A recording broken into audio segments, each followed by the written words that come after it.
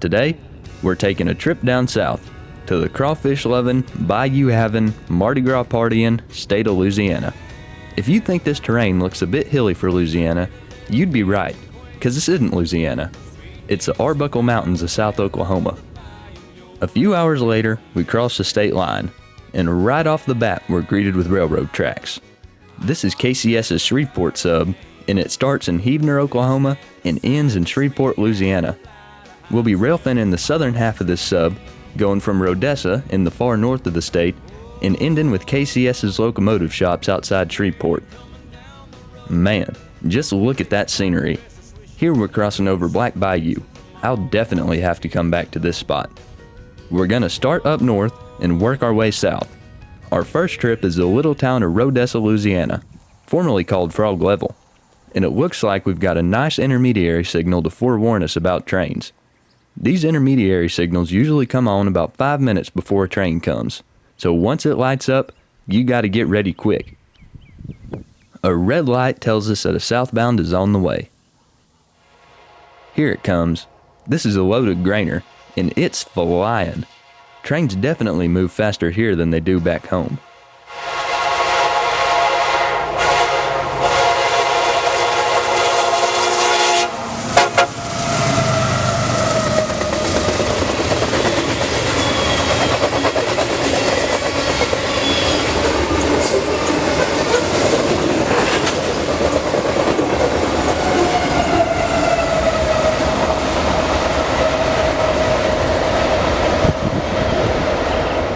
Now we move about a mile down the road.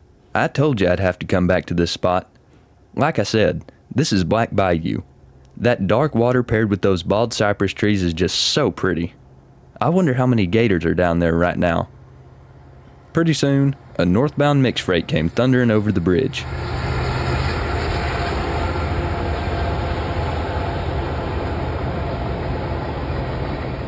Now this was something new to me.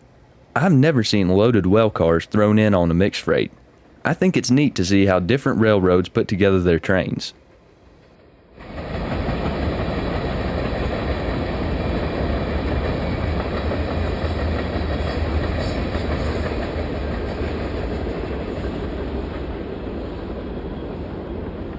Our next stop is the town of Vivian, Louisiana. There's an old KCS depot here, as well as a super cool caboose on display. After about an hour of waiting, we catch our third train of the day. This one is another northbound mixed freight, sporting some Canadian Pacific foreign power. If you didn't already know, Canadian Pacific and Kansas City Southern are trying very hard to merge with each other in order to form CPKC, or Canadian Pacific Kansas City, a railroad that would connect the entirety of North America under one line. The only thing that's stopping the railroads from merging now is the NTSB. They hold the final verdict. Whether the merger will happen or not, I can't say. However, we should hear the NTSB's decision on the matter later this year. It'll be interesting to see what they say. Our next train is yet another northbound mixed freight, with no foreign power this time. But that's okay. Those two Southern Belle Gevos are cool enough on their own.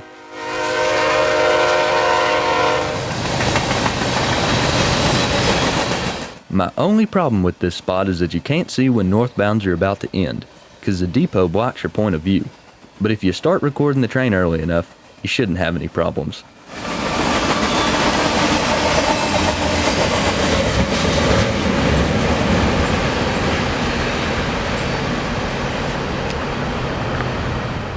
Once that train was gone, I decided to move a couple miles south to a nice curve on an embankment. Like I mentioned earlier, this subdivision terminates in Shreveport, which is a huge hub for KCS. The Shreveport yard keeps this line busy too. You can expect about one train every hour on the hour. However, it does fluctuate some.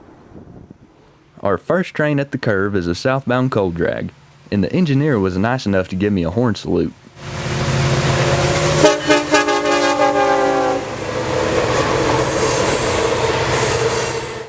Those two BNSF leaders make me wonder if this train came off my home subdivision. Unfortunately, there's really no way to tell.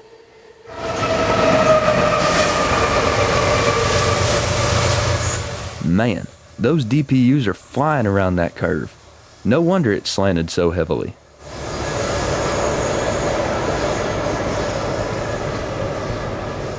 Up next was the Northbound. I absolutely love the angles this curve offers, and to top it all off, the crew of this train also gave a horn salute.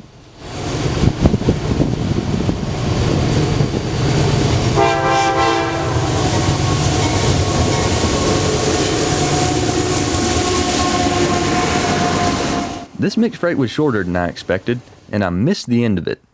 No big deal though, it was just a bunch of gondolas. Now we move about 20 minutes south to the banks of the Caddo Lake, in the historic town of Mooringsport. This lake has tons of history surrounding it. You know those huge offshore oil rigs that are scattered across the ocean?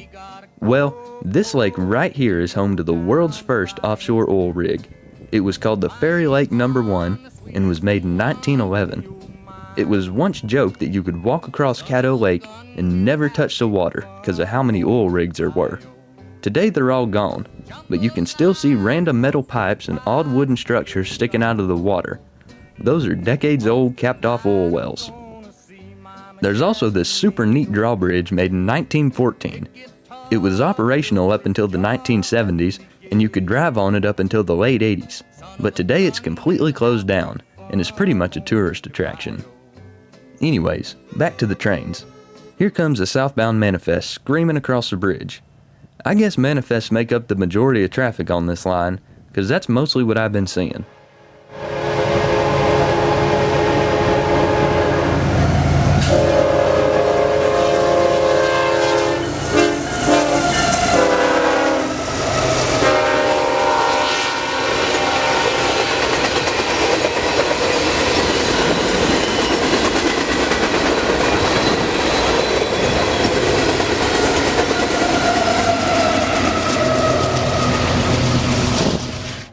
About 2 hours later, a northbound grainer came through, with some more Canadian Pacific foreign power.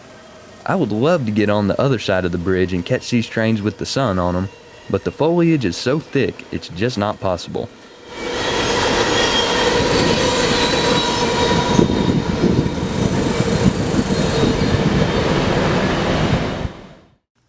Now for our final destination on this rail fanning trip, we moved down to Blanchard, Louisiana, to visit KCS's Shreveport locomotive shops. I didn't take any video, because nothing was really moving, but the locomotives they have here are amazing. Immediately upon arrival, I noticed this old gray ghost Jeep.